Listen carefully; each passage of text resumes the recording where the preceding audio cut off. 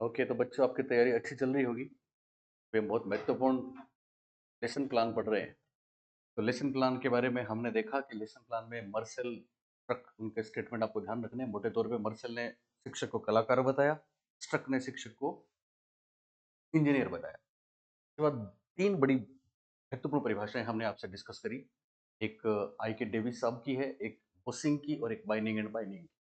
आई के डेविस और बोसिंग दोनों की परिभाषा एकदम सेम है, केवल थोड़ा सा फर्क है क्योंकि दोनों पाठ योजना को आलेख बताते हैं, व्यावहारिक आलेख बताते हैं। बस इतना फर्क है कि आई के डेविस तो कहते हैं शिक्षण प्रक्रिया के सभी पक्षों का व्यावहारिक आलेख पाठ योजना है। और बोसिंग कहते हैं कि शिक्षण प्रक्रिया और शिक्षण उद्देश्य शिक्षण प्रक्रिया अलग अलग नाम है, तो बोसिंग करना है। शिक्षण प्रक्रिया और शिक्षण उद्देश्य के व्यवहारिक आलेख को पाठ योजना कहते हैं।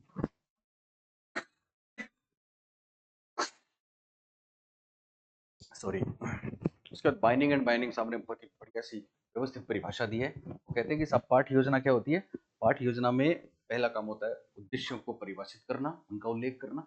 उसके बाद विषय वस्तु का चयन करना, उसका उल्लेख करना। उसके बाद विषय वस्तु को क्रमबद्ध रूप से, तार्किक रूप से व्यवस्थित करना, उसका उल्लेख करना। और उसके बाद प्रस्तुतिकरण के समय हम जो शिक्षण विधियां यूज करेंगे, एक शिक्षक जो शिक्षण विधियां यूज करेगा और जो क्रियाकलाप वो करेगा, क्रियाएं करेगा, उन सब का पहले से निर्धारण पाठ योजना है, बाइंडिंग एंड बाइंडिंग। उसके बाद महत्वपूर्ण हमने देखा कि पाठ योजना के कुछ इसेंशियल एलिमेंट्स हैं, आवश्यक तत्व हैं। और उसमें हमने देखा पाठ योजना लिखित होती है, मौखिक नहीं होती।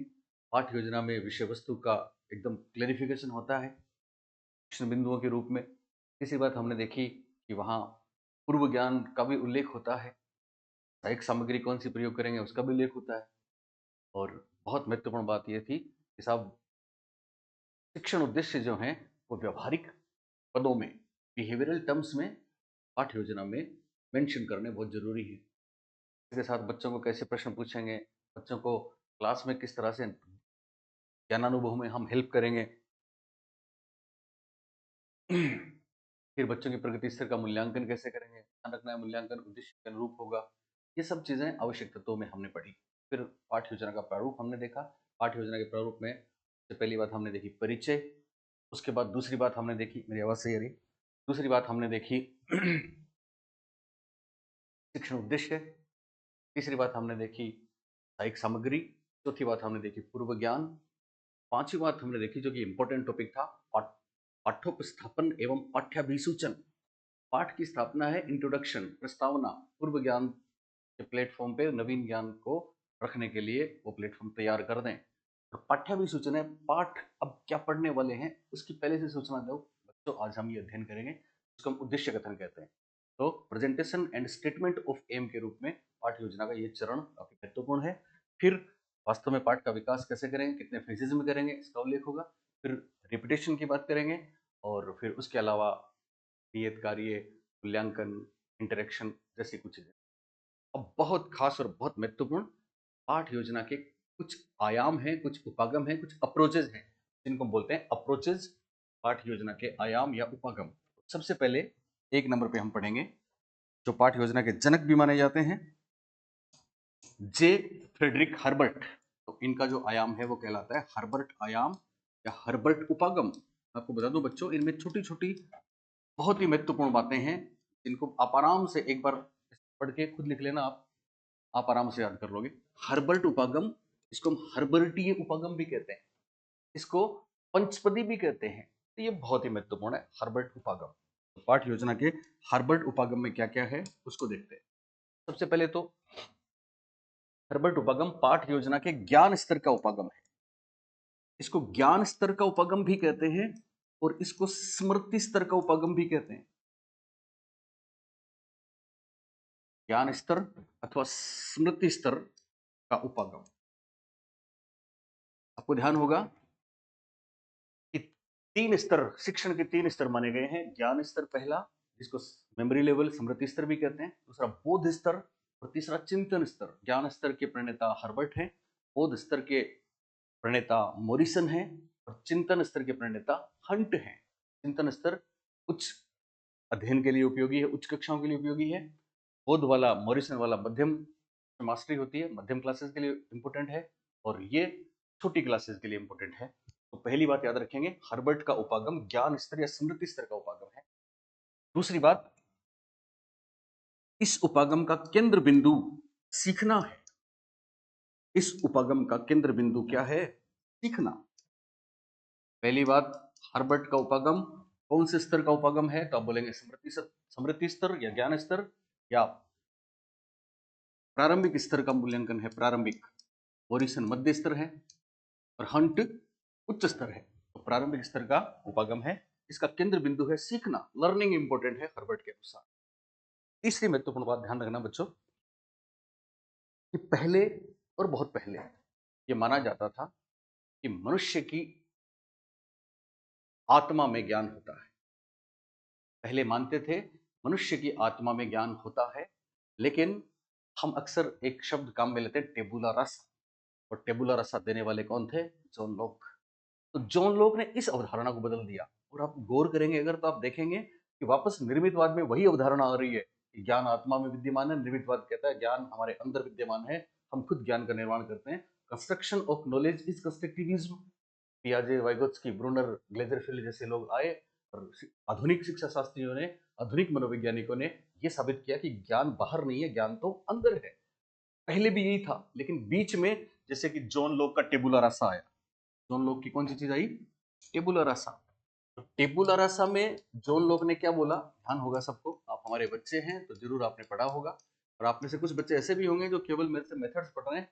मेरी राय है कि साइकोलॉजी जरूर पढ़ना आप, कि ये दोनों एक दूसरे के पूरक हैं, इसके बिना मामला अधूरा है। टेबुला रासा दिया था जॉन लॉक ने। किसने दिया था? जॉन लॉक ने। व्यवहारवादियों ने फिर इसको अपनाया। तो जॉन लॉक का टेबुला रासा क्या बोलता है? जॉन लॉक का टेबुला रासा बोलता है कि बच्चा तो ब्लैंक स्लेट होता है। क्या होता है? ब्लैंक स्लेट होता है। बच्चा तो उस मोम की तख्ती के समान है जो एकदम से खाली है, वो कोरा कागज है जिसपे कुछ लिखा हुआ नहीं है। जब दुनिया में बच्चा आता है तो एकदम ब्लैंक है, खाली है, कोरा कागज है। हम उस पे बाद में कुछ लिखते हैं। इसका मतलब टेबुला रासा ये मानता है कि ज्ञान बाहर से दिया जाता है, ज्ञान हस्तांतरण योग्य है। टेबुला रासा के बाद ही हर्बर्ट ने इस अप्रोच को अपनाया। ध्यान रखना बच्चों, हर्बर्टियन अप्रोच कंस्ट्रक्टिविस्ट अप्रोच के खिलाफ है।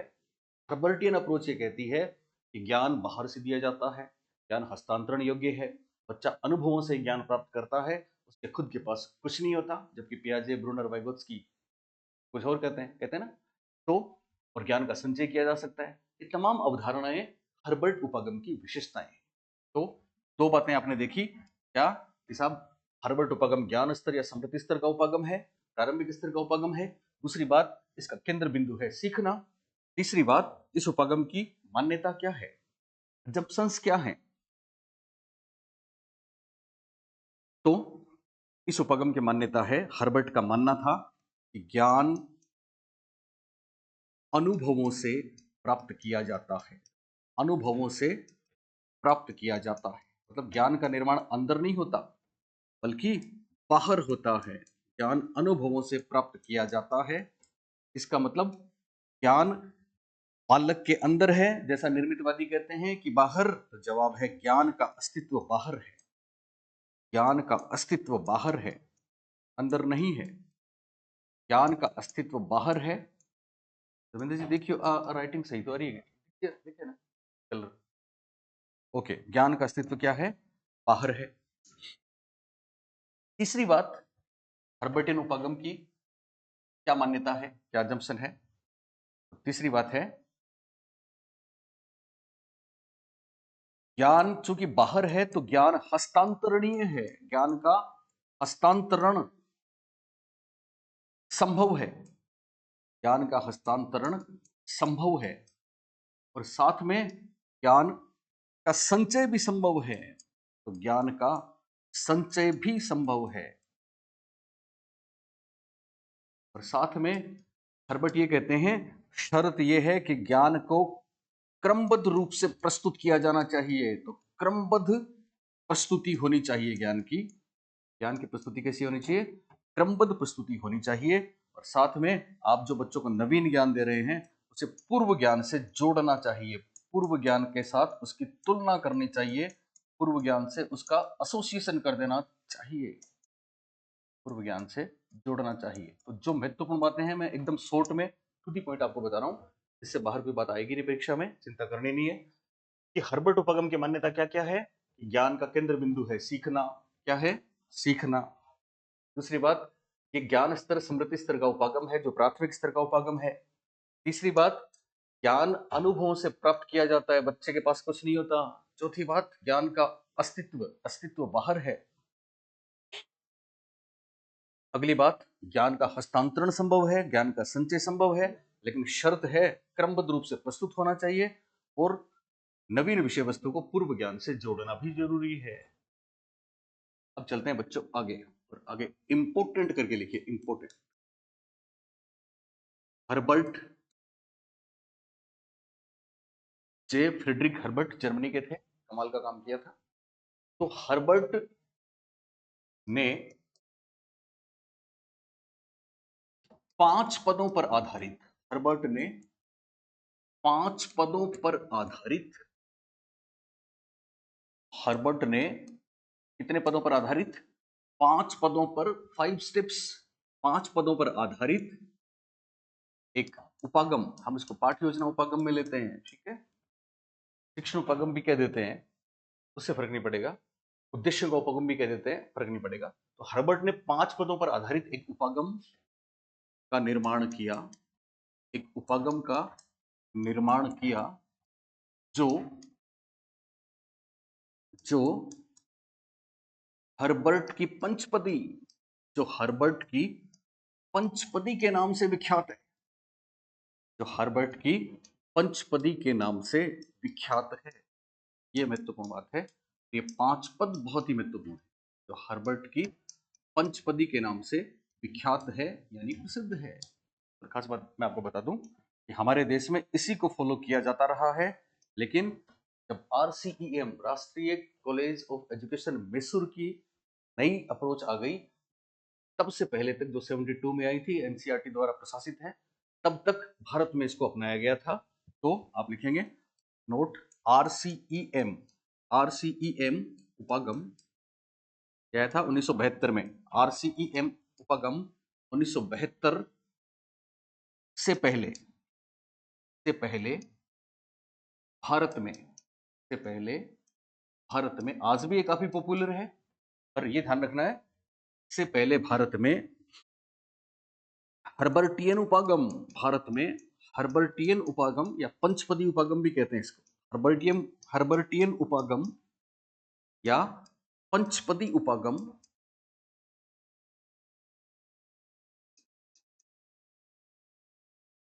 काफी प्रचलित था, काफी प्रचलित रहा है, ये ध्यान रखना है। कहां होता है? इसका जवाब है पेडागोजिकल चीजें जहां होती हैं, और वो होता है शिक्षक प्रशिक्षण महाविद्यालय में। शिक्षक प्रशिक्षण महाविद्यालय में जहां बीएड करते हैं, बीएससी करते हैं, डीएलएड करते हैं, वहां हर्बर्ट पंचपदी आज भी बहुत जगह देखने को मिलती है। पर 1972 से पहले जब रीजनल कॉलेज ऑफ मैसूर वाला अप्रोच आया था, तब तक तो हर्बर्ट ने धमाल मचाया था इंडिया में। अब ये पंचपदी आखिर है क्या, तो इसके लिए भी ये भी महत्वपूर्ण बात है। हर्बर्ट की पंचपदी के 5 चरण, 5 पद, 5 पद, हर्बर्ट की पंचपदी के कितने पद हैं? तो 5 पद हैं, इसलिए इसको पंचपदी कहते हैं। तो देखो, पहला है परिपेरेशन, इनको हिंदी नहीं आती थी, इसलिए इंग्लिश एकदम ऑथेंटिक रहेगा, पर हम हिंदी में भी लिखेंगे। पहला पद है परिपेरेशन, दूसरा पद है प्रेजेंटेशन, पहला परिपेरेशन, दूसरा प्रेजेंटेशन, तीसरा पद है एसोसिएशन, तीसरा पद है एसोसिएशन, चौथा पद है जनरलाइजेशन, जनरलाइजेशन, और पांचवा पद है एप्लीकेशन। अक्सर हिंदी में कई बार नाम बदले जाते हैं, पर आपको चिंता करने की जरूरत नहीं है, इंग्लिश वाले टर्म आपके एकदम एग्जैक्ट परीक्षा में काम आने वाले हैं। क्या क्या 5 पद हैं? बहुत सिंपल है। पहला पद है प्रिपरेशन, दूसरा है प्रेजेंटेशन, तीसरा है एसोसिएशन, चौथा जनरलाइजेशन, पांचवा एप्लीकेशन। प्रिपरेशन क्या है? प्रिपरेशन दरअसल बच्चों का जो प्रिपरेशन प्रस्तावना है, ठीक है, प्रेजेंटेशन प्रस्तुतिकरण है, एसोसिएशन तुलना है, जनरलाइजेशन संगठन है या सामान्यीकरण है, एप्लीकेशन हम प्रयोग करने को कहते हैं, और हम किसी उपागम को सीख लेते हैं, किसी चीज को, उसके बाद उसको अप्लाई करते हैं तो उसको मूल्यांकन भी कह देते हैं। तो हिंदी में नाम कई बार बदल जाते हैं, पर चिंता नहीं है। प्रिपरेशन क्या हुआ? प्रिपरेशन में हम बच्चे का जो पूर्व ज्ञान है, प्रायर नॉलेज है, उसको एक्टिव कर देंगे। यानी के पास है तो सही, पर अभी आप नई विषय वस्तु उसके सामने पेश करने वाले हैं, तो उसके अंदर जो पूर्व ज्ञान है वो एकदम सुप्त है, तो आप उसको जगा देंगे, और उसको जगाते हैं हम प्रस्तावना के प्रश्नों से। तो परिप्रेषण और कुछ नहीं है, बल्कि प्रस्तावना का ही दूसरा नाम है। उसके बाद प्रेजेंटेशन। प्रेजेंटेशन हर्बर्ट कहते हैं कि इस तरह से होना चाहिए, प्रस्तुतिकरण इस तरह से होना चाहिए कि वो ना केवल तार्किक हो, ना केवल व्यवस्थित हो, ना केवल सीक्वेंशियल यानी क्रमबद्ध हो, बल्कि हम जिस भी विषय वस्तु को प्रस्तुत कर रहे हैं, चूंकि वो अमूर्त है, इसलिए उसको हम कॉन्क्रीट ऑब्जेक्ट के साथ प्रस्तुत करें तो बेहतर समझ में आता है। कॉन्क्रीट ऑब्जेक्ट और कुछ नहीं है, बल्कि टीचिंग एड्स को ही कहते हैं। किसको बोलते हैं? टीचिंग एड्स को कहते हैं, शिक्षण अधिगम सहायक सामग्री को कहते हैं। तो प्रेजेंटेशन में नवीन विषय वस्तु प्रेजेंट करेंगे, और साथ में सहायक सामग्री या मूर्त ऑब्जेक्ट जरूरी है। उसके बाद एसोसिएशन। एसोसिएशन है तुलना। अब एसोसिएशन में नया ज्ञान जो है उसको जब तक पुराने ज्ञान से जोड़ेंगे नहीं, तब तक मजा नहीं आएगा। तो फिर हर्बर्ट कहते हैं कि एसोसिएशन में नए ज्ञान को पुराने ज्ञान से कनेक्ट कर दें, जोड़ दें। पुराने ज्ञान से नए नए ज्ञान को, प्रायर नॉलेज से अम, नवीन विषय वस्तु को, प्रेजेंट कंटेंट को कनेक्ट कर दें, दोनों को जोड़ दें, तो फिर सीखना सरल हो जाता है। और जनरलाइजेशन का मतलब ये हुआ कि हमने जोड़ा और ये सारी चीजें करी, अब इसको व्यवस्थित करेंगे, ऑर्गेनाइज करेंगे, संगठित करेंगे, इसका सामान्यीकरण कर देंगे, यानी ये चीज सब पे लागू हो गई, एक तरीके से सिद्धांत निर्माण हो गया। तो ये जनरलाइजेशन है, जिसमें हम क्या करते हैं, इसमें विषय वस्तु को हम ऑर्गेनाइज करते हैं। Finally application. अब जब उसने सीख लिया तो हम टेस्ट भी तो करेंगे, तो हम इसको इवेल्युएशन भी कहते हैं, मूल्यांकन भी कहते हैं। वास्तविक परिस्थितियों में इसका यूज करके देखेंगे, प्रयोग करके देखेंगे, लेकिन ये प्रयोग टेस्टिंग है। तो इस तरह से 5 महत्वपूर्ण पद हैं हर्बर्ट के पंचपदी में। पहला है प्रिपरेशन, दूसरा प्रेजेंटेशन, तीसरा एसोसिएशन, चौथा जनरलाइजेशन, और पांचवा एप्लीकेशन। बच्चों हिंदी में भी नाम लिखने पड़ेंगे, तो हिंदी में आसान है, कोई चिंता की बात नहीं है, ठीक है ना। प्रिपरेशन क्या है? प्रिपरेशन को तैयारी भी कह सकते हैं, कह सकते हैं ना, कोई भी नाम आ सकता है हिंदी में। प्रस्तावना भी कह सकते हैं। दूसरी बात, प्रेजेंटेशन को प्रस्तुतिकरण कह सकते हैं। तो तैयारी, प्रस्तुतिकरण या प्रस्तावना प्रस्तुतिकरण में तो कोई इश्यू नहीं है। देखो मॉरिसन के भी 5 पद हैं और वहां भी प्रेजेंटेशन है। परीक्षा में ऐसा भी सवाल आया है, मॉरिसन और हर्बर्ट की पंचपदी में कौन सा पद कॉमन है, कि वहां के 5 पद दूसरे हैं।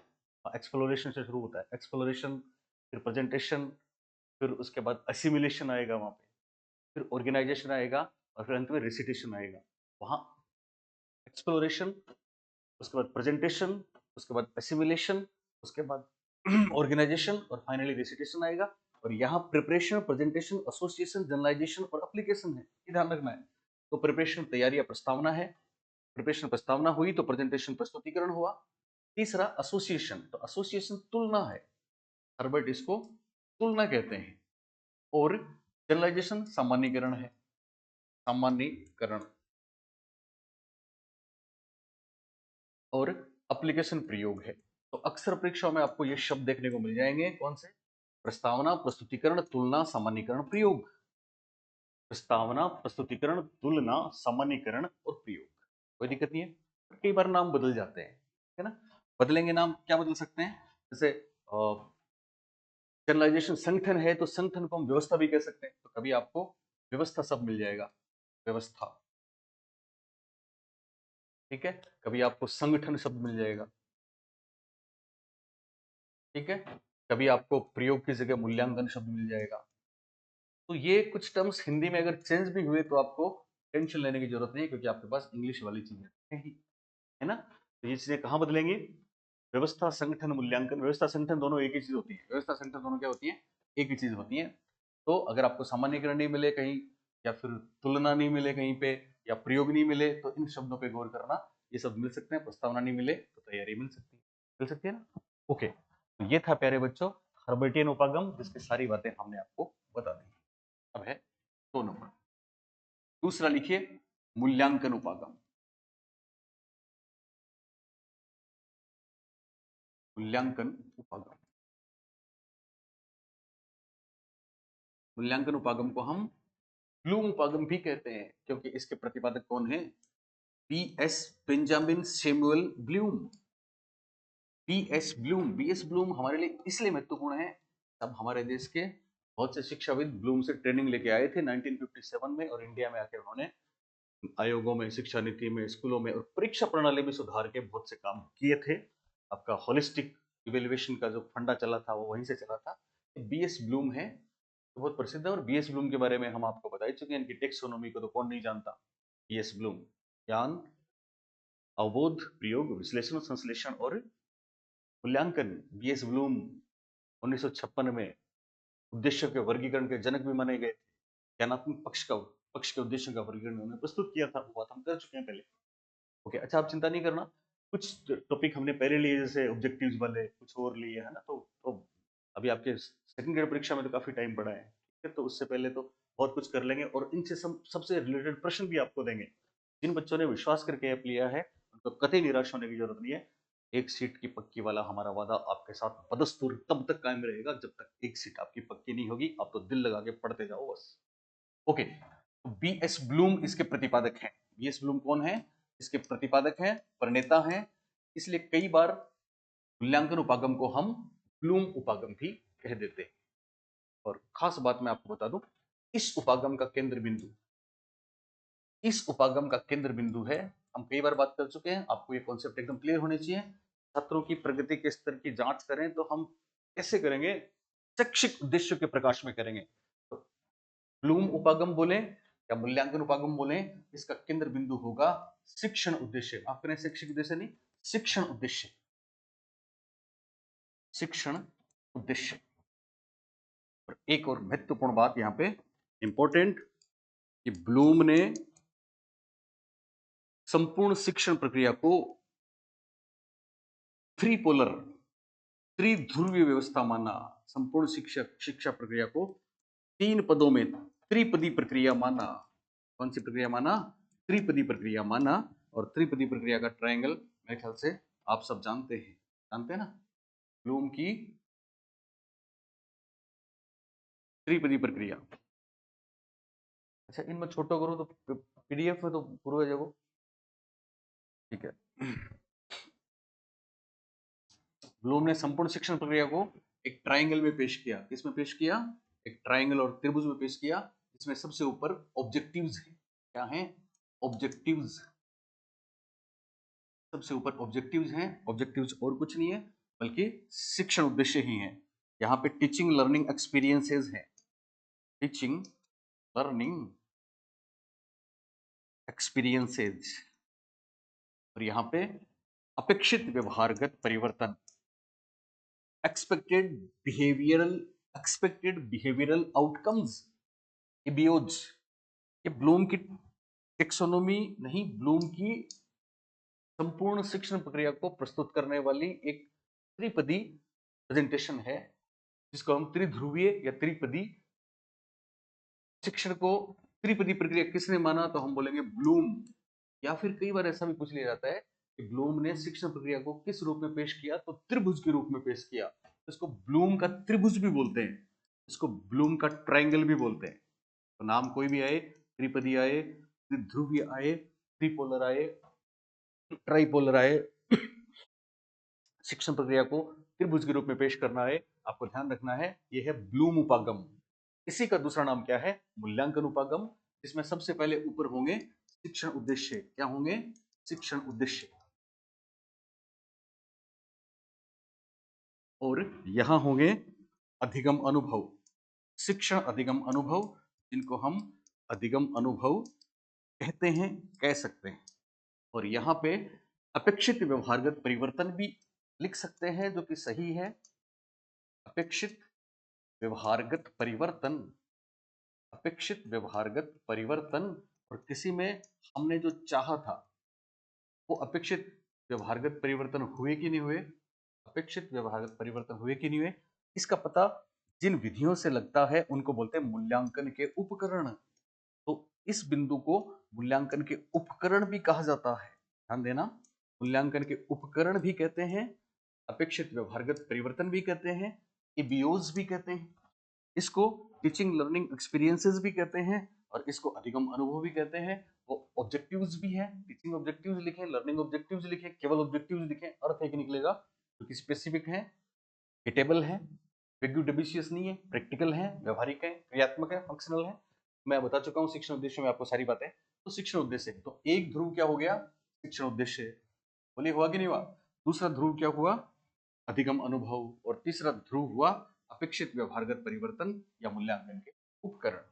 यहां ब्लूम एक बात कहते हैं कि साहब इसके लिए एक टर्म जरूरी है, साहब हमने उद्देश्यों के आलोक में ये जांच करनी है। देखो सबसे पहले उद्देश्य निश्चित होता है, फिर बच्चे के साथ इंटरेक्शन होता है, अंतरक्रिया होती है, वो उसके अधिगम अनुभव है, फिर हम यहाँ पे जांच करते हैं ये जो उद्देश्य निश्चित किए थे ये कहाँ तक मिले, कितने मिले, और फिर अगर कुछ कम रहे या फिर नए उद्देश्य हैं तो फिर वापस उद्देश्य तय होते हैं। तो ये शिक्षण प्रक्रिया यो अनवरत चलती रहती है। मूल्यांकन में भी हमने इस बात को आपको बखूबी बता दिया है। पर एक बात कहते हैं कि expected behaviour object behaviour outcomes जो हैं इनका पता कैसे लगता है, तो इसके लिए ब्लूम कहते हैं कि हमें कुछ एविडेंसेस इकट्ठे करने पड़ेंगे, हमें कुछ साक्ष्य इकट्ठे करने पड़ेंगे, जो क्या कहलाते हैं, इसके लिए उन्होंने एक शब्द दिया है व्यवहारगत परिवर्तन, व्यवहारगत परिवर्तन,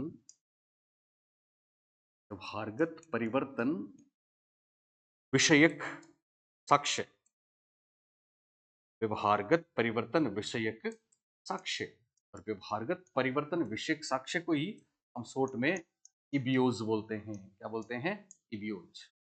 तो इतना ध्यान रखना है, केवल हम पढ़ रहे हैं पाठ योजना के उपागम। सबसे पहले हमने पढ़ा हर्बर्ट उपागम। कौन सा पढ़ा, हर्बर्ट उपागम। एक ज्ञान स्तर या स्मृति स्तर का उपागम है, प्रारंभिक लेवल का है। इसका केंद्र बिंदु सीखना है कि ये मान्यताएं हैं, ये ज्ञान बाहर है, संचित किया जा सकता है, हस्तांतरण हो सकता है, पर क्रमबद्ध प्रस्तुति होनी जरूरी है और पूर्व ज्ञान से जोड़ना जरूरी है। फिर हर्बर्ट की पंचपदी बहुत इंपॉर्टेंट है। हर्बर्ट की पंचपदी के 5 पद प्रिपरेशन, प्रेजेंटेशन, एसोसिएशन, जनरलाइजेशन और एप्लीकेशन है। इनको तैयारी, प्रस्तुतिकरण, तुलना, सामान्यकरण, प्रयोग कह सकते हैं, या फिर इधर संगठन, मूल्यांकन, व्यवस्था जैसे शब्द भी इसमें आ सकते हैं। उसके बाद फिर दूसरा हमने उपागम देखा, मूल्यांकन उपागम, बीएस ब्लूम ने दिया। केंद्र बिंदु शिक्षण उद्देश्य है, ये बात बड़ी महत्वपूर्ण है, इसको ध्यान रखना। मूल्यांकन उपागम में केंद्र बिंदु क्या है, शिक्षण उद्देश्य है, और ये शिक्षण को त्रिपदी प्रक्रिया मानता है। इसको ब्लूम का ट्रायंगल या ब्लूम का त्रिभुज भी कहते हैं। 3 पद, ऑब्जेक्टिव्स, लर्निंग एक्सपीरियंसेस और एक्सपेक्टेड बिहेवियरल ऑब्जेक्टिव्स या बिहेवियरल चेंजेस, या फिर मूल्यांकन के उपकरण भी कहते हैं। ओके, अगला अगला उपागम है डीवी। हम डीवी बोलते हैं, ड्यूवी बोलते हैं, एक ही बात है। डीवी तथा किलपेट्रिक उपागम, या डीवी तथा किलपेट्रिक आयाम। किलपेट्रिक वही हैं जिन्होंने प्रोजेक्ट मेथड दिया था। डीवी तथा किलपेट्रिक उपागम, डीवी तथा किलपेट्रिक उपागम, इस पे भी निश्चित रूप से प्रश्न पूछा जाता है। तो बच्चों, डीवी का नाम लेते ही आपको लर्निंग बाय डूइंग याद आ रहा होगा। किलपेट्रिक का नाम लेते ही प्रोजेक्ट आपको याद आ रहा होगा। किलपेट्रिक के प्रोजेक्ट की बात भी हम करेंगे। 3 चीजों का प्रभाव, गेस्टाल्टवाद का प्रभाव, क्योंकि एज ए होल होता है। इसके अलावा देखो पाठ योजना मैंने आपको पढ़ाई, पाठ योजना में एक बात आपको ध्यान रखनी है, पाठ योजना का आविर्भाव भी गेस्टाल्टवाद से हुआ है। इकाई योजना का आविर्भाव भी गेस्टाल्टवाद से हुआ है। तो पाठ योजना भी कोई एक अंश नहीं है, बल्कि इकाई का एक चरण है, एक शाखा है, जो अपने आप में समग्रता लिए रहती है। बस एक ही अंतर वहां पे ध्यान रखना, वहां पे आपने नहीं लिखा तो ये बात याद करके लिख लें। मैंने आपको पहले भी बताई है कि पाठ योजना में ज्ञान की समग्रता होती है। किसकी समग्रता, ज्ञान की समग्रता। ज्ञान की समग्रता किस में होती है, पाठ योजना में होती है। हम पाठ योजना के आयाम पढ़ रहे हैं, इसलिए अभी बाहर न गए, सब कंटेंट से बाहर नहीं गए हैं। तो पाठ योजना और लेसन प्लान में क्या होती है, ज्ञान की समग्रता। और विषय वस्तु की दृष्टि से समग्रता या संबंधित प्रकरणों की संबद्धता, विषय वस्तु की दृष्टि से समग्रता या कंसेप्ट की समग्रता, संप्रतियों की समग्रता, संप्रतियों की दृष्टि से समग्रता, ये किसमें होता है? ये होता है इकाई योजना में। ये क्या होता है? इकाई योजना में। ठीक है। हालांकि पाठ योजना इकाई योजना के एक हिस्से के रूप में देखी जाती है, पर मनोवैज्ञानिक आधार पर नहीं देख। पाठ योजना भी अपने आप में संपूर्ण है, समग्रता है, इकाई योजना में भी समग्रता है। ये बहुत महत्वपूर्ण बात याद रखना बच्चों, इकाई योजना और पाठ योजना दोनों ही गेस्टाल्टवाद की देन है। गेस्टाल्टवाद की देन है, गेस्टाल्ट पर आधारित है। ये बात जरूर ध्यान रखना। और अब चलते हैं टीवी तथा किलपेट्रिक उपागम पे। टीवी तथा किलपेट्रिक उपागम। जॉन डीवी तथा डब्ल्यू.एच. किलपेट्रिक को कौन नहीं जानता? डीवी तथा किलपेट्रिक उपागम। डीवी तथा किलपेट्रिक अप्रोच। ओके, सबसे पहले ध्यान दें, डीवी तथा किलपेट्रिक जो अप्रोच है उसका केंद्रित तत्व या केंद्रीय बिंदु है योजना। यानी योजना प्रयोजना का ही दूसरा नाम है। केंद्र बिंदु हुआ योजना या प्रयोजना, प्रायोजना या फिर प्रोजेक्ट। तो इसका फोकस क्या है? फोकस मतलब केंद्र बिंदु। आपने बहुत से बच्चे अगर कॉम्बो पैक लिए हुए हैं तो वो हमारे इन focus, syntax, principle of reactions इनको समझते होंगे, टीचिंग मॉडल समझते होंगे, डेविड आसुबेल से लेके इंक्वायरी मॉडल, जोसेफ जे सकवाब, रिचर्ड सकमैन को जानते होंगे। तो आप समझ लें कि इसका केंद्रीय तत्व क्या होगा या केंद्रीय तत्व क्या होगा, फोकस क्या होगा? प्रोजेक्ट होगा, योजना या प्रयोजना। पहली बात। दूसरी बात, योजना और प्रोजेक्ट क्या है? हम आपको बता चुके हैं पहले भी साइकोलॉजी में, योजना दरअसल ज्ञान का एकीकृत रूप है। तो यहां भी वापस वही गेस्टाल्टवाद वाली बात याद रखनी है, ज्ञान का एकीकृत रूप है। ज्ञान का एकीकृत रूप है प्रायोजना। मैंने बोला था ना, प्रायोजना विधि की तो विशेषताएं और गुण जब पढ़ते हैं तो ज्ञान की समग्रता बहुत महत्वपूर्ण रूप से परीक्षा में पूछा जाता है। तो प्रायोजना का मतलब एक तो ज्ञान का एकीकृत रूप, दूसरा प्रायोजना का मतलब लर्निंग बाय डूइंग। तो पहली बात, योजना प्रयोजना केंद्रीय तत्व। दूसरी बात, ज्ञान का एकीकृत रूप है प्रायोजना। तो इस उपागम की खास बात, ये उपागम ज्ञान को किस रूप में देखता है? एक एकीकृत अखंड अविभाज्य इकाई के रूप में देखता है। तो हम अलग अलग पार्ट्स में, अंशों में नहीं बांट सकते जैसे कि व्यवहारवादी बांटते हैं। और तीसरी बात, प्रायोजना में करके सीखा जाता है। तो करके सीखना या लर्निंग बाय डूइंग इंपॉर्टेंट है। करके सीखना या लर्निंग बाय डूइंग इसका आधार है। और बच्चों आपको बता दूं, प्रायोजना में जॉन डीवी का जो काम था, जिनसे प्रभावित थे आपके किलपेट्रिक साहब, सुन रहे हो ना? किलपेट्रिक साहब जिस चीज से प्रभावित थे जॉन डीवी की, वो कहलाता है प्रेग्मेटिज्म। क्या कहलाता है? प्रेग्मेटिज्म या प्रयोजनवाद। प्रयोजनवाद का मतलब क्या होता है? प्रयोजनवाद का मतलब होता है ज्ञान क्लासरूम में नहीं होगा बल्कि आउट ऑफ द क्लासरूम होगा, सोसाइटी में होगा, एनवायरनमेंट में होगा, समाज में होगा, फील्ड में होगा। एक और महत्वपूर्ण विशेषता बनती है इस उपागम की, और वो ये है कि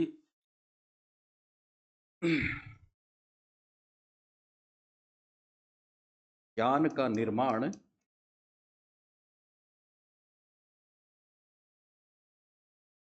वास्तविक जीवन, रियल लाइफ, वास्तविक जीवन के अनुभवों से।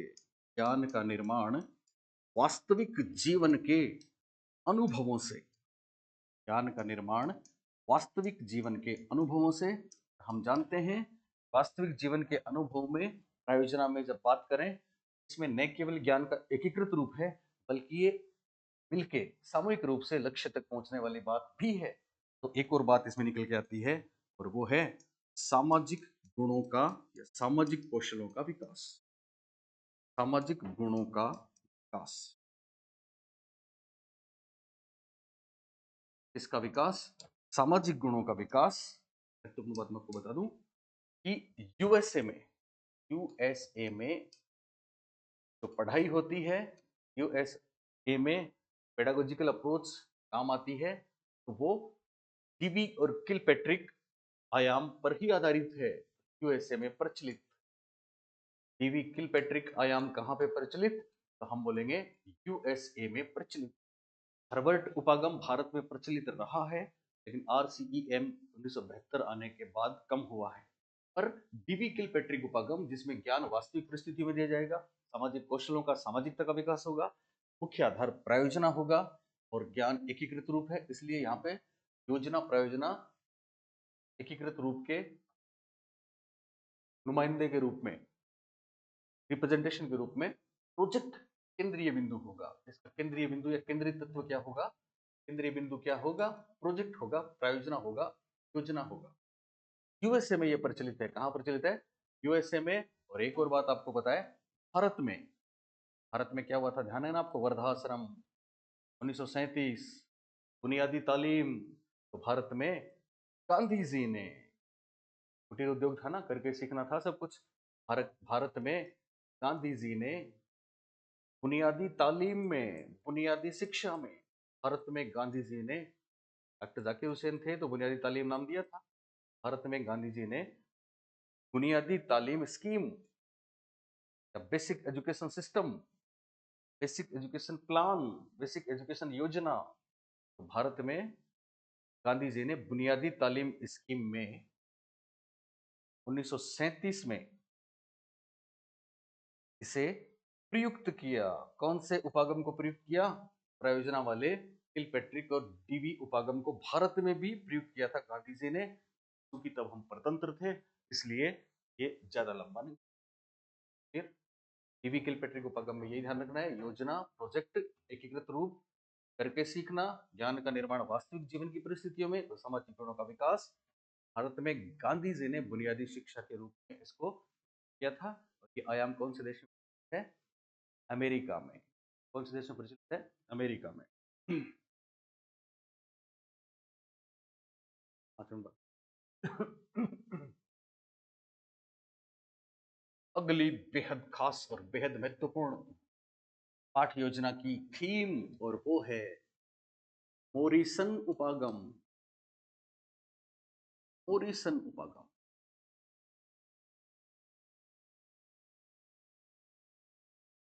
इस उपागम के प्रतिपादक हैं हेनरी क्ले। क्या नाम ऐसे होते हैं? क्ले, मिट्टी बोलते हैं ना। हेनरी क्ले मोरिसन बहुत महत्वपूर्ण है। Henry clay Morrison, HC Morrison बोलते हैं।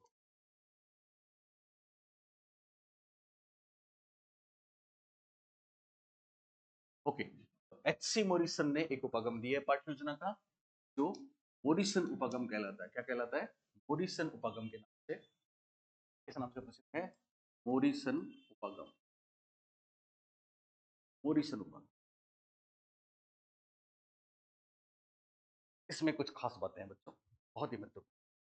पहली बात याद रखना, मोरिसन उपागम हमने बोला था, हर्बर्ट उपागम ज्ञान स्तर का उपागम है, या बोध, माफ करें, स्मृति स्तर का उपागम है, रटने वाला उपागम है।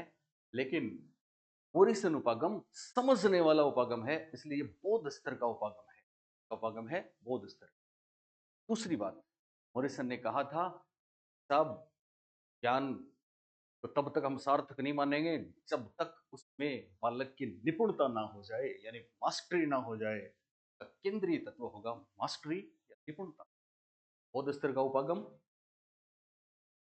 मिडिल लेवल, और केंद्रीय बिंदु है मास्टरी या निपुणता। तीसरी महत्वपूर्ण बात, मोरिसन इकाई के जनक भी हैं, यूनिट के जनक भी हैं। यूनिट भी अपने आप में समग्रता की बात करती है, तो ज्ञान में तब तक मास्टरी नहीं होगी जब तक समग्रता नहीं होगी। एक Morrison cycle plan of teaching के भी जनक है। सक्रिय पाठ योजना आपने नाम सुना होगा, सक्रिय पाठ योजना क्या होती है?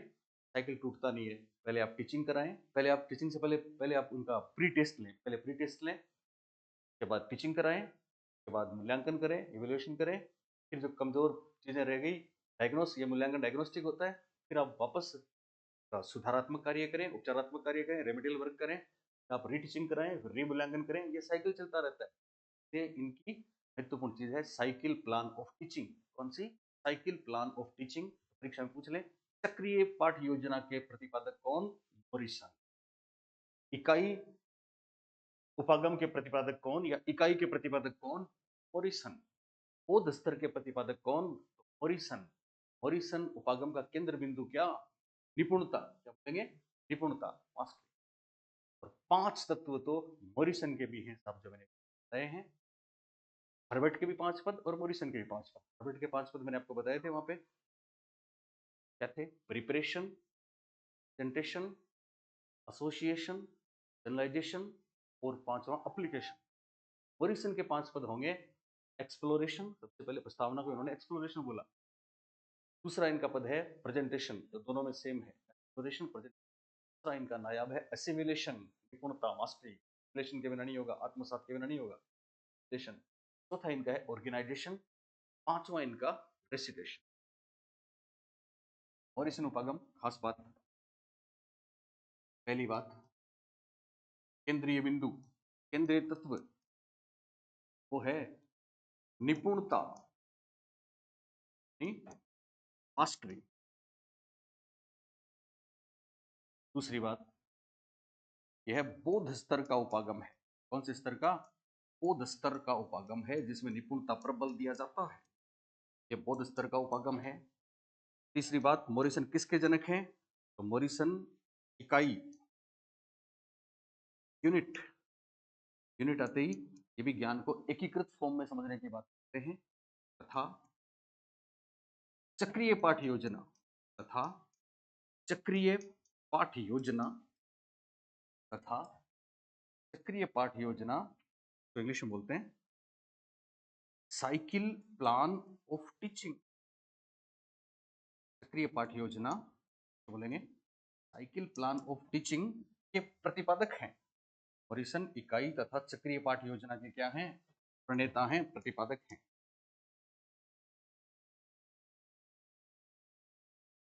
अगली महत्वपूर्ण बात, सक्रिय पाठ योजना आखिर होती क्या है? तो मैंने आपको बताया, सक्रिय पाठ योजना में साइकिल टूटता नहीं है। यानी टूटता, साइकिल टूटता नहीं है, चक्र टूटता नहीं है। सबसे पहले बच्चों का करते हैं रीटेस्ट। रीटेस्ट का मतलब, सॉरी रीटेस्ट नहीं, पहले वो करते हैं अपना प्री टेस्ट। प्री टेस्ट का मतलब पहले बच्चों की कितना आता है इसकी पूर्व ज्ञान की जानकारी लेते हैं। पूर्व ज्ञान परीक्षण पहला काम। उसके बाद अध्यापन, टीचिंग। उसके बाद मूल्यांकन। फिर मूल्यांकन में जो चीजें कमजोर रही उनका पुनः अध्यापन, नहीं, जो चीजें कमजोर रही उनका सुधार, सुधारात्मक कार्य, सुधारात्मक कार्य को रेमेडियल वर्क भी बोलते हैं, उपचारात्मक कार्य भी बोलते हैं। और फिर सुधारात्मक कार्य के बाद पुनः मूल्यांकन, या फिर मूल्यांकन हो भी सकता है यहाँ पे, और मूल्यांकन अध्यापन के बाद भी कर सकते हैं। तो फिर वापस अध्यापन कार्य, ठीक है, फिर वापस मूल्यांकन, ठीक है। इस तरह से चक्र चलता रहता है, ये एक साइकिल है। क्या है? ये चरण निश्चित नहीं है। प्री टेस्ट के बाद में टीचिंग, फिर इवैल्यूएशन, फिर रेमेडियल टेस्ट, फिर रीटीचिंग, या फिर रीटेस्ट पहले भी आ सकता है, ठीक है। तो ये चक्र चलता रहता है, तो बोलते हैं साइकिल प्लान ऑफ टीचिंग। याद रखना बच्चों, साइकिल प्लान ऑफ टीचिंग ने दी है, मॉरिसन ने दी है, हेनरी क्ले मॉरिसन, एच.सी. मॉरिसन ने दी है। इसी तरह से इकाई और यूनिट के प्रतिपादक भी कौन है? एच.सी. मॉरिसन है। इसी तरह से इनका उपागम कौन से स्तर का मूल्यांकन है? अपन वो माफ करें, उपागम है तो बोध स्तर का है। केंद्रीय बिंदु है मास्टरी, ऐसा होगा तो मास्टरी होगी। अब मॉरिसन उपागम के तत्व देखेंगे जो बहुत ही महत्वपूर्ण है, पद देखेंगे जो बहुत ही चलिए ओके। जिस तरह से हर्बर्ट ने 5 पद बताए थे, इसी तरह से मॉरिसन उपागम के भी कितने पद हैं? 5 पद हैं। 5 स्टेप्स, 5 पद। 5 पद कौन कौन से हैं देखिए। पहला पद है एक्सप्लोरेशन, इनको भी हिंदी नहीं आती थी। एक्सप्लोरेशन आपको भी नहीं आती होगी अब तो शायद। पहला एक्सप्लोरेशन। अब ऐप पे कमेंट करते हैं क्या मुझे नहीं पता, कमेंट आया करेंगे, कमेंट करके तो दिखाओ, खराब आवा तो दिखाओ मत। पहला है एक्सप्लोरेशन, दूसरा है प्रेजेंटेशन। पहला एक्सप्लोरेशन, दूसरा प्रेजेंटेशन, तीसरा एसिमिलेशन, चौथा पहला एक्सप्लोरेशन, दूसरा प्रेजेंटेशन, तीसरा एसिमिलेशन, चौथा एक्सप्लोरेशन, प्रेजेंटेशन, एसिमिलेशन, चौथे में व्याख्या करते हैं। तो एक्सप्लेनेशन भी कह सकते हैं और ऑर्गेनाइजेशन भी कह सकते हैं। ऑर्गेनाइजेशन या फिर एक्सप्लेनेशन क्या होता है बताता हूं। और पांचवा रेसिटेशन। रेसिटेशन जनरली ऐसा आपने सुना होगा, ऐसा हम बोलते हैं ना, अन्वेषण, प्रस्तुतिकरण, आत्मीकरण, व्याख्या और वर्णन, ऐसा बोलते हैं ना। एक्सप्लोरेशन में क्या होता है? एक्सप्लोरेशन में वही बच्चों के प्रायर नॉलेज को एक्टिव कर देते हैं। ये प्रस्तावना ही है और कुछ, पर इन्होंने एक्सप्लोरेशन बोला है तो हिंदी में नाम है अन्वेषण। तो पहला पद हो गया अन्वेषण। अन्वेषण से टेंशन नहीं लेनी है, अन्वेषण क्या आ गया? अन्वेषण और कुछ नहीं है, पूर्व ज्ञान का, प्रायर नॉलेज का एक्सप्लोरेशन है। प्रायर नॉलेज को हम ढूंढ रहे हैं कितना आता है, अब आगे उसको बढ़ाएंगे हम। अन्वेषण। इसी तरह से प्रेजेंटेशन, प्रस्तुतिकरण।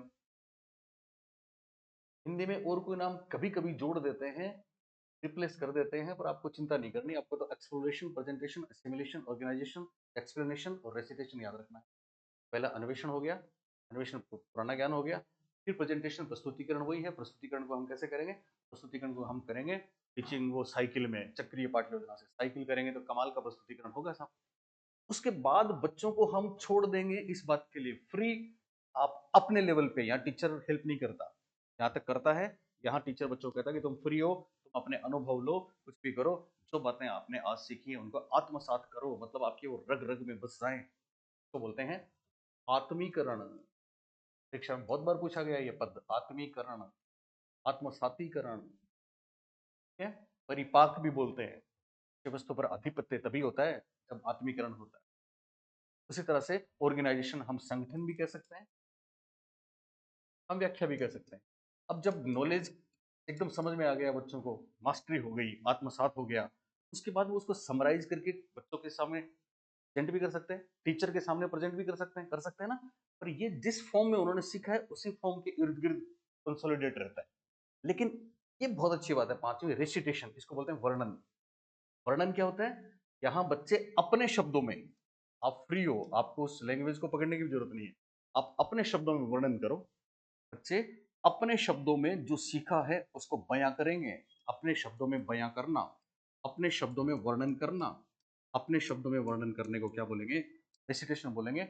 जनरली ये ओरली होता है, ये मौखिक रूप से जनरली होता है। तो ये महत्वपूर्ण 5 स्टेप्स हमने आपको बताया मॉरिसन योजना के। एक्सप्लोरेशन, अन्वेषण या प्रस्तावना, इसको प्रस्तावना भी कह सकते हैं, तैयारी भी कह सकते हैं। दूसरा प्रेजेंटेशन, प्रस्तुतिकरण। तीसरा एसिमिलेशन, आत्मीकरण, आत्मसातीकरण। चौथा ऑर्गेनाइजेशन या एक्सप्लेनेशन, व्याख्या करेंगे। और पांचवा वर्णन करेंगे। वर्णन का मतलब बच्चे अपने शब्दों में वर्णन करेंगे। That should be orally. ये था ओरिसन। अब एक है ब्रिटिश उपागम। ब्रिटिश उपागम में केवल और केवल 2 ही बातें ध्यान रखनी है, परीक्षा में पूछा जा चुका है। ब्रिटिश उपागम, ब्रिटिश उपागम में क्या ध्यान रखना है? दोनों से हटके आपको आराम से याद रह जाएगी। ब्रिटिश उपागम का केंद्रीय बिंदु है शिक्षक। एक नई सी बात आई, आई ना, केंद्रीय बिंदु शिक्षक है, बाकी किसी का नहीं है। सब चाइल्ड सेंटर्ड हैं या लर्निंग सेंटर्ड है या कोई मास्टरी सेंटर्ड है, ओरिएंटेड है, लेकिन इसका केंद्रीय बिंदु क्या है? शिक्षक और टीचर। क्योंकि ब्रिटिश उपागम में सबसे इंपॉर्टेंट किसको माना? टीचर को। टीचर की पर्सनैलिटी, टीचर का नॉलेज, टीचर का एटीट्यूड, टीचर की एबिलिटी डिसाइड करती है कि बच्चों के संबंध में जो ऑब्जेक्टिव्स हैं वो किस हद तक अचीव हुए। तो टीचर महत्वपूर्ण है, केंद्रीय बिंदु क्या है? टीचर। भारत में प्रचलित नहीं है, ब्रिटेन में प्रचलित। तो केंद्रीय बिंदु शिक्षक है। और क्यों शिक्षक है? क्योंकि ये उपागम मानता है, इसकी मान्यता है कि शिक्षक का व्यक्तित्व, उसकी योग्यता, के प्रयास, के परफॉर्मेंस ही शिक्षण उद्देश्यों, शिक्षक जितना इफेक्टिव होगा, ऑब्जेक्टिव उतने ही अचीव होंगे। शिक्षक का व्यक्तित्व, योग्यता या प्रयास ही शिक्षण उद्देश्यों, और कहीं ना कहीं ये बात गलत भी नहीं है, शिक्षण उद्देश्यों की प्राप्ति, शिक्षक का व्यक्तित्व, योग्यता, प्रयास ही, मतलब सब पॉजिटिव पॉजिटिव हो, जब बढ़िया योग्यता हो, अच्छे प्रयास हो, तो यही शिक्षण उद्देश्य की प्राप्ति के साधन है, ये साधन है। ओके बच्चों, ये था ब्रिटिश उपागम। अब एक छोटी सी आखिरी बात, 5 मिनट की और बचती है, वो सबसे ज्यादा महत्वपूर्ण है, वो है भारतीय उपागम। तो यहाँ आप इंडियन अप्रोच भी लिख सकते हैं, भारतीय उपागम भी लिख सकते हैं। 8 योजना का भारतीय उपागम क्या बोलता है? भारतीय उपागम, और भारतीय उपागम को ही हम बोलते हैं RCEM अप्रोच। भारतीय उपागम RCEM अप्रोच। RCEM का पूरा नाम भी परीक्षा में पूछा जा चुका है। R से बनता है रीजनल, और रीजनल, C से बनता है कॉलेज। कॉलेज की स्पेलिंग आज ही मैंने सही लिखी है, regional college of education, education. और M से बनता है मैसूर, यानी क्षेत्रीय शिक्षा महाविद्यालय, क्षेत्रीय शिक्षा महाविद्यालय मैसूर उपागम, शिक्षा, क्षेत्रीय शिक्षा महाविद्यालय मैसूर उपागम। तो बच्चों मैं आपको बता चुका हूं, ये एनसीईआरटी द्वारा प्रशासित है, गवर्न्ड बाई एनसीईआरटी, और इसकी शुरुआत हुई थी 1972 में। कब शुरुआत हुई थी? 1972 में। हम जानते हैं एनसीईआरटी की स्थापना हुई थी 1961 में। राजस्थान में एसआईईआरटी की स्थापना, जो आजकल CRSIERT, जो आजकल CSIERT कहलाता है, उसकी स्थापना हुई थी 1978 में, मेहरोत्रा कमेटी, मेहरोत्रा कमेटी, ठीक है। एस राजस्थान का है तो RSIERT, पर अभी इसका नाम हो गया RC, Rajasthan council of educational research and training. ये 1978 में स्थापित हुई थी। पर एनसीईआरटी की बात नहीं है, ये एनसीईआरटी लिखा क्या मैंने? ओके, एनसीईआरटी द्वारा प्रशासित था, एनसीईआरटी द्वारा प्रशासित था। एनसीईआरटी 1961 है, लेकिन ये RCEM कब शुरू हुआ? 1972 में। RCEM कब शुरू हुआ? 1972 में। RCEM की फुल फॉर्म क्या है? Regional college of education Mysore, regional college of education Mysore approach, क्षेत्रीय शिक्षा महाविद्यालय मैसूर उपागम की स्थापना, इसकी शुरुआत 1972 में, लेकिन एनसीईआरटी द्वारा है, इसलिए एनसीईआरटी की स्थापना 1961 में हमको ध्यान रखना है। राजस्थान वाली की स्थापना 1978 भी हमको ध्यान रखना है। क्या होता है इसमें? 2-3 बड़ी बातें हैं साहब। RCEM अप्रोच में क्या होता है?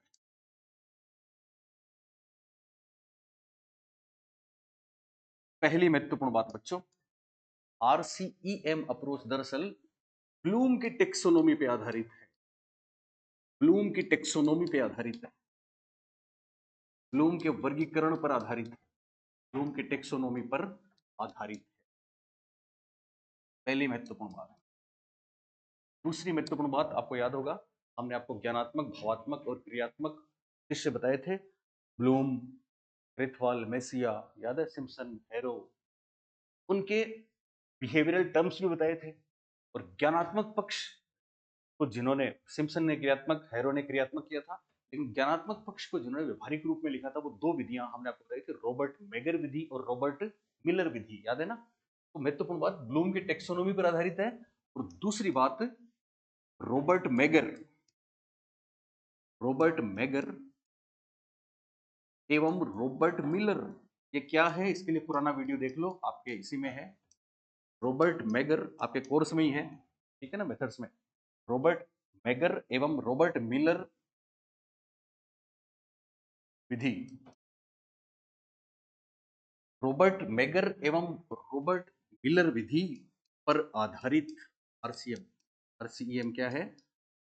रॉबर्ट मैगर एवं रॉबर्ट मिली विधि विधि पर आधारित संक्षिप्त उपागम है, शॉर्ट संक्षिप्त उपागम है।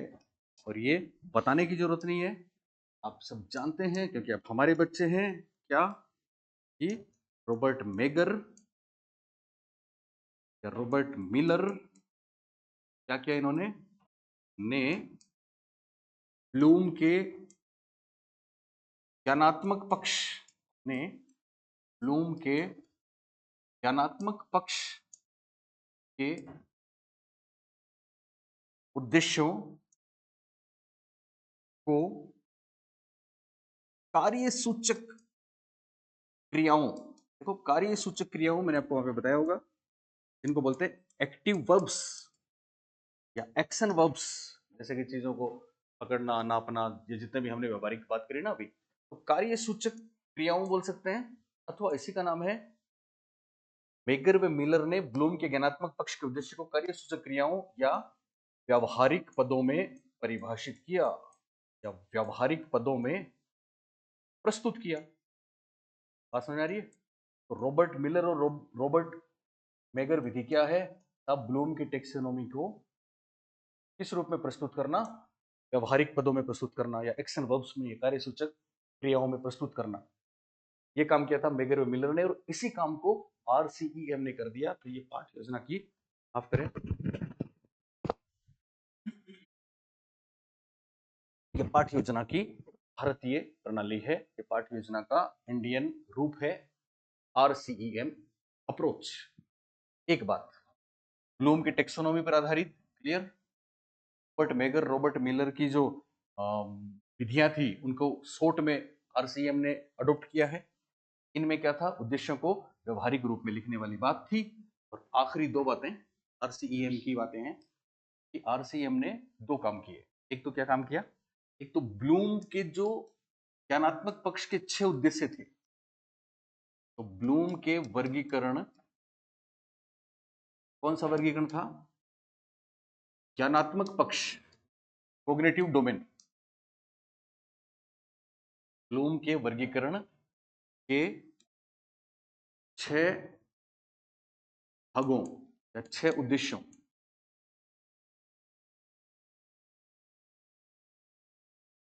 को 4 भागों में बांटा, यानी 6 के कर दिए 4। एक तो ये खास बात है। अब 6 कौन से थे हम सबको पता है, इन्होंने 4 भाग किए। पहला, ज्ञान, हम सब जानते हैं, नॉलेज, ब्लूम की टेक्सोनोमी का ज्ञानात्मक पक्ष। दूसरा, अवबोध, समझ वाला, अंडरस्टैंडिंग, कॉम्प्रीहेंशन, है ना। तीसरा, प्रयोग या ज्ञानोपयोग, एप्लीकेशन, आगे नहीं था? हाँ। चौथा, रिकॉर्डिंग सही चाली है देखिए। चौथा, विश्लेषण, संश्लेषण, मूल्यांकन। चौथा था विश्लेषण, एनालिसिस, बोले था कि नहीं था? पांचवा, संश्लेषण, सिंथेसिस, ये भी था कि नहीं था? बिल्कुल था। और फाइनली 6 नंबर पे मूल्यांकन। पांचवा क्या था? मूल्यांकन, इवेल्युएशन, जजमेंट वाला, था ना। ये बात अलग है कि हमने बाद में एंडरसन वाली भी आपको बताई थी, जिसमें संश्लेषण को क्रिएट और सृजनात्मक सृजन करने के रूप में 6 नंबर पे ले गए, मूल्यांकन को 5 पे लिया। पर ब्लूम की ओरिजिनल जो टेक्सोनोमी है, 1956 का जो वर्गीकरण है ज्ञानात्मक पक्ष के उद्देश्य का, वो यही तो था। बोले था कि नहीं? बिल्कुल था, है ना। तो खास बात देखना बच्चों, ब्लूम का ये जो वर्गीकरण है ज्ञानात्मक पक्ष के उद्देश्य का, इसको आरसीईएम ने भी शॉर्ट में 6 की जगह 4 कर दिया। तो पहला जो ज्ञान था उसको ज्ञान ही रखा, दूसरा जो अवबोध था उसको अवबोध ही रखा,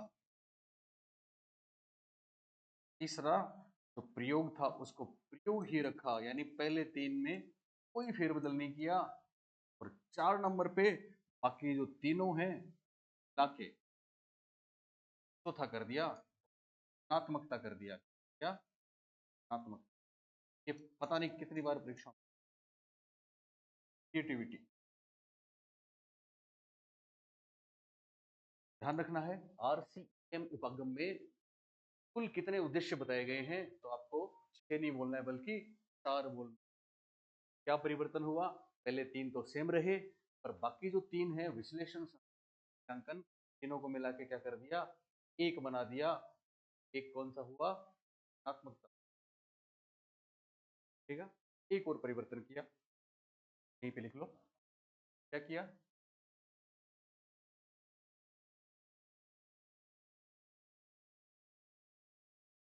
एक परिवर्तन किया, क्या था? पोटेंट है, परिवर्तन था पोटेंट। परिवर्तन था रॉबर्ट मेगर और रॉबर्ट मिलर विधि में व्यवहारिक टर्म्स में उद्देश्य दिए गए थे, तो उन्होंने शॉर्ट में अडॉप्ट किया पर नाम बदल दिया। क्या नाम बदल दिया? इन चारों उद्देश्यों से, तो चार उद्देश्य है ना, इन चारों उद्देश्यों के जो व्यवहारिक पद हैं, चारों उद्देश्यों के जो व्यवहारिक पद हैं, चारों उद्देश्यों के क्या हैं? व्यवहारिक पद, उनको दूसरा नाम दे दिया। और क्या नाम दे दिया? उनको नाम दिया मेंटल एबिलिटीज। इन व्यवहारिक पदों को क्या नाम दे दिया? इन व्यवहारिक पदों को नाम दे दिया मानसिक योग्यताएं। क्या नाम दिया?